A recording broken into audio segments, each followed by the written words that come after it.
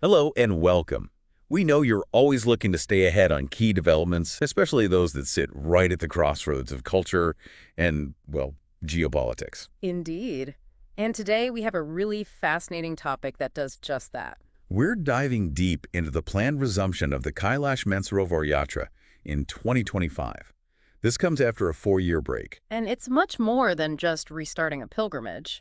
It touches on deep spiritual traditions, but also significantly on international relations. Absolutely. This yatra holds immense importance for Hindus, Buddhists, Jains, and followers of the Bon religion too. Mount Kailash, Lake Mansarovar, hugely significant sites. Located in the Tibet Autonomous Region, which adds another layer of complexity, of course. And for our listeners, particularly those preparing for UPSC exams, this topic is a great case study. It blends culture, religion, geography, and international relations, key areas for prelims and mains. Definitely one to watch. Now, the Yatra stopped back in 2020. Our source for this deep dive, the Indian Express, gives us the background. What were the main reasons for that pause? Well, the most immediate factor was the COVID-19 pandemic. Logistically, running a high-altitude cross-border pilgrimage during a global pandemic was just not feasible. Health risks were too high. Understandable. But the Indian Express suggests there was more to it, that the suspension lasted longer perhaps because of other factors. That's right. It also points to the, shall we say, delicate state of India-China relations during that period. Even after the worst of the pandemic waves passed, the relationship context likely played a role in the yatra not resuming immediately. Okay, let's unpack that connection to bilateral relations. The article mentions a potential soft reset. What are we seeing that suggests this? Particularly things relevant from an IR perspective for, say, UPSC prep. It's quite interesting when you look at the timeline the Indian Express lays out. You had India's National Security Advisor meeting China's foreign minister in Beijing, December 2024. Okay. Then India's foreign secretary visited Beijing in January 2025. These aren't minor meetings. They signal a deliberate effort to engage. High-level engagement, then. Exactly. And for students of international relations, seeing the Yatra resume after these talks, well, it suggests it might be part of a broader attempt to find common ground, or at least manage frictions better. It's a tangible outcome. The article also flags the disengagement at some border friction points in 2024 and that Modi-Xi Jinping meeting in October 24. So it seems like part of a pattern. Precisely. It paints a picture of sustained diplomatic activity, so the yatra's resumption isn't happening in a vacuum. Right. As the Indian Express highlights, it carries real symbolic weight, allowing Indian citizens to travel through Tibetan territory for this pilgrimage. It can definitely be read as a gesture, perhaps signaling an easing of tensions. A concrete example of people-to-people exchange, possibly paving the way for or reflecting broader stability efforts. That's a good way to put it. It demonstrates improved communication, maybe a shared interest in stabilizing certain aspects of the relationship. Very relevant for IR studies. So moving beyond the geopolitics for a moment, let's touch on the deep personal and spiritual significance. Why is Kailash Mansarovar so revered? Oh, it's profound. For Hindus, Mount Kailash is widely seen as the earthly home of Lord Shiva. Immense significance. Okay. For Buddhists, it's linked to spiritual enlightenment. The circumambulation, or parikrama, is believed to cleanse karma. And for Jains and the Bon tradition? Jains know Mount Kailash as Ashtapada, where their first Tirthankara achieved liberation. And for the Bon faith, it's considered the spiritual center of the world. Lake Mansarovar, too, is deeply sacred across these traditions, often associated with purity. The article mentions this parikrama, the circumambulation. Sounds like a core part of the experience. It absolutely is. Walking around Mount Kailash is a central ritual. It's physically very challenging, high-altitude, difficult terrain. I can imagine. Before the suspension, hundreds of Indian pilgrims undertook this trek each year, usually between June and September, organized by the Ministry of External Affairs, the MEA. The physical effort is often seen as part of the spiritual devotion. Right, a test of faith and endurance. Now, for anyone thinking about this, in 2025, the Indian Express outlines the routes. Understanding these is also useful from a policy and administrative viewpoint, relevant for UPSC again. What are the options? Okay, so there are three main ways mentioned. First, the Lipulekh Pass route starting in Uttarakhand. Mm-hmm. This one's the most direct from India, but it's also the most demanding physically. We're talking about 200 kilometers of trek. 200 kilometers, wow. Yeah, it's near the India-Nepal-Tibet Tri-Junction. This route was used from 1981 right up until 2020. On the Indian side, the logistics are handled by the Kuman Mandal Vikas Nigam, or KMVN. That sounds incredibly challenging. What's the alternative if trekking 200 kilometers isn't feasible? The second main route is via Nathula Pass in Sikkim. This one opened up in 2015. And how does that compare? Well, the big difference is that it's mostly motorable, much easier in terms of physical exertion for most of the journey. Okay.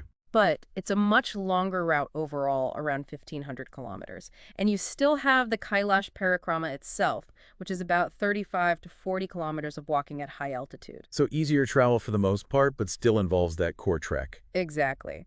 Logistics on the Indian side for this one are managed by the Sikkim Tourism Development Corporation. So pilgrims face a choice: shorter and tougher, or longer, but generally easier travel. Interesting trade-off. And the third route mentioned? The third is through Nepal. This is run by private tour operators, not the Indian government. Right, private agencies. Yes, it apparently became accessible again in 2023, but the Indian Express notes it hasn't been as popular, maybe because of higher visa fees or less robust support infrastructure compared to the MEA routes. That makes sense. Though, interestingly, this Nepal route does offer charter flights from a place called Nepal-Gunj, just for a darshan, a viewing of Mount Kailash, for those who can't manage the full trek. A viewing flight? Okay, that's another option entirely. And one more related point the article mentions, India has actually developed a viewing point for Mount Kailash on its own side, near Darchula by Lipulekh Pass. Oh, really? So you can see it from the Indian side now? Apparently so. An interesting development for border tourism and infrastructure, perhaps? Definitely. Okay, so for the official MEA routes, Lipulekh and Nathu, how does registration typically work? What are the eligibility criteria? This seems like vital info. Yes, crucial details. According to the Indian Express, registration usually opens up on the MEA portal sometime between April and May. April, May. Got it. And because demand always outstrips the available slots, they use a computerized lottery system, a draw of lots, to select the pilgrims. A lottery. Okay, so no guarantee of getting selected. Unfortunately not. And the cost is significant too. The article estimates it's over 2 lakh rupees per person. Wow, quite an investment. What about eligibility? Key things are, you need an Indian passport. You have to be between 18 and 70 years old. And critically, you need medical and physical fitness clearance. It's a demanding journey. Understandably so. And one more point, the route allocation, whether you get Lipulekh or Nathula, is also done via the computerized system, and the article says changing your assigned route is generally not possible. Good to know. So looking ahead to 2025, what are the main things people are waiting for now? Well, everyone's anticipating the official announcement from the MEA with the detailed guidelines. That means the exact dates for registration, the travel batches, the final quotas for each route, all those specifics. The nitty-gritty details. Exactly. And behind the scenes, preparations will be ongoing for all the logistics, the healthcare support along the routes, security arrangements, making sure everything is in place for a safe pilgrimage. A huge undertaking, no doubt. Absolutely. Okay, so let's try and summarize the key takeaways for our listeners, especially those keeping track for UPSC purposes.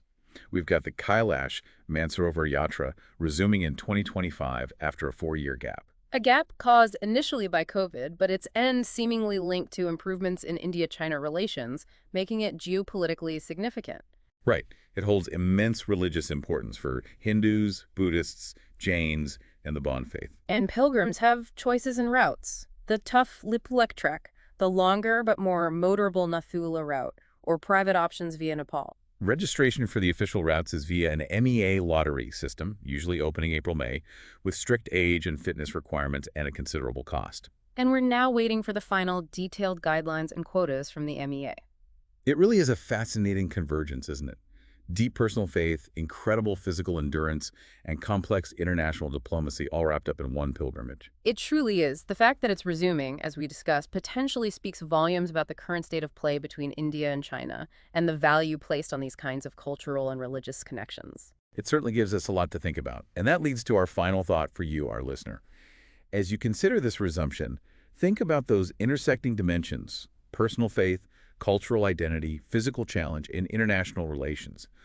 What does bringing back an event like this truly signify in today's complex and shifting world? A very pertinent question to reflect on. We hope this deep dive into the Kailash Mansarovar Yatra's resumption has been insightful, especially if you're tracking topics relevant to UPSC or just interested in cultural and geopolitical affairs. We certainly found it a rich topic to explore. If you found this useful, please do like and subscribe for more discussions like this. And feel free to leave comments or questions. We do read them, and they help shape future deep dives. Yes, please do. And just a reminder, our primary source for today's discussion was the Indian Express. Thanks for tuning in.